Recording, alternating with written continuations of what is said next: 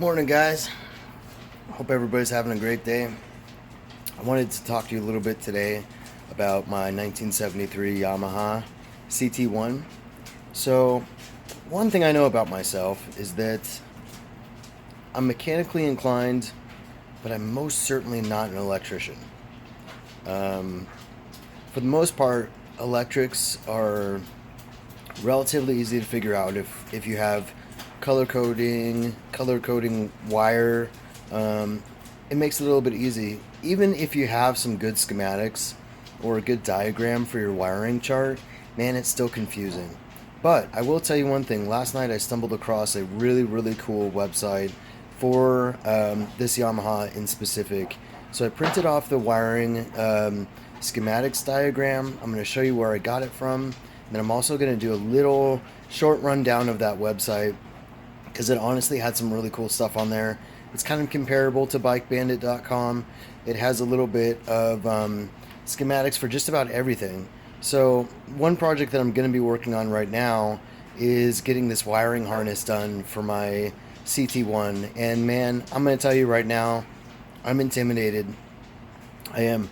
So last night what I did is I took some time to uh, label with just some not scotch tape, masking tape, and labeled where, what color was supposed to go where on each wire.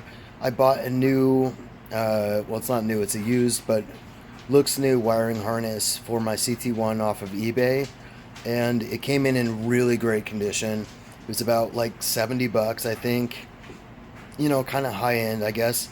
I'm not sure I'm going to be using all of the actual wires that are on there, and I'll show you why. Um, my CT1 had gotten stripped down pretty hard, and so before I had it actually, it doesn't have any turn signals front or back. It just had the front light and the rear light.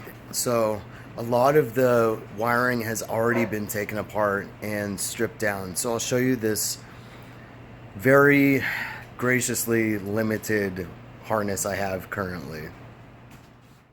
This is my 1973 CT1.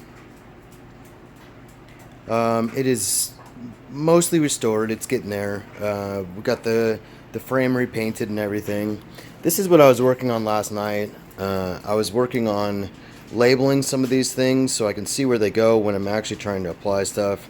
I did re-wrap this because it was kind of gunky and sticky and gross. As you can see, there's a lot of branches off of this tree here, so I'm not really sure what it is that I'm going to be using, and there's a lot of identifying to do. So in comparison to this full, what could be considered brand new wiring harness, I have this amazing, not so much wiring going on here. Looks good, and then this is about what happens. So basically tail light, headlight, magneto, ground is essentially what we got going on here. It's shenanigans all the way around. So we're gonna kind of go through this and see what we need, see what we want. I'm gonna be doing very basic wiring. I'm not looking to have the Taj Mahal on this CT1, so I'm gonna go through some of this stuff. I'm probably gonna have to ask for help on this because, like I said before, I am most certainly not an electrician. So anyway, this is kind of the condition of this CT1 here. It's not too bad. We're getting there. I've had this thing about 8 years, and it's been a real project bike. Most of the time it was sitting in the garage. Just didn't have time to do it while I was with kids and everything else in my life I had going on. I did landlording for a while, and that made it impossible. This is the 69 here. Still working on getting that chain off the other day. I got it actually pulled apart, but I haven't gotten it out of the engine compartment yet. So there's that to do also.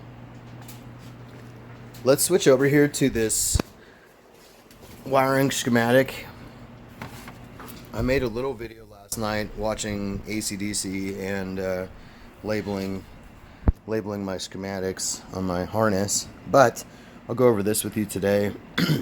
I found this on Slim Duck, not to be confused with something very close to Slim Duck. Anyway, slimduck.com, and it's, you couldn't get any better than this. Even if you don't know that much about wiring or whatever, you can still kind of get an idea of what you're supposed to be doing, where things go.